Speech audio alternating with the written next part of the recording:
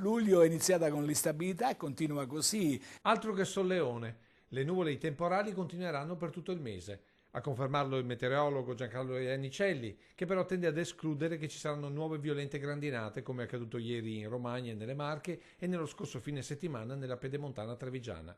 Tutta colpa dei cambiamenti climatici che hanno indebolito lo storico anticiclone delle Azzorre, che garantiva bel tempo e soprattutto stabilità. Si è ritirato sull'Atlantico e fa scorrere, permette lo scorrimento di perturbazioni che da nord, quindi dalle Alpi, investono le nostre zone. Fortunatamente però con il passare dei giorni questa energia, che inizialmente è molto forte, questo calore è calato, quindi i fenomeni saranno sempre meno intensi. Calore che fa evaporare molta acqua, responsabile delle nuvole che anche oggi hanno coperto il sole e sono anche un ulteriore indizio di un'estate decisamente piovosa. Adesso luglio invece si è presentato fino adesso molto instabile, appunto con fenomeni di precipitazioni intense, con temporali, ma diciamo la brutta notizia è che continuerà in questo modo. Avremo dei giorni che si susseguiranno con nuvolosità irregolare, con precipitazioni e questo fino alla terza decade di luglio e quindi quasi a fine luglio. Ma il nostro meteorologo si spinge oltre con una previsione per i prossimi anni. La pioggia forse aumenterà anche in quantità, però sarà distribuita in modo molto irregolare. Cosa vuol dire? Che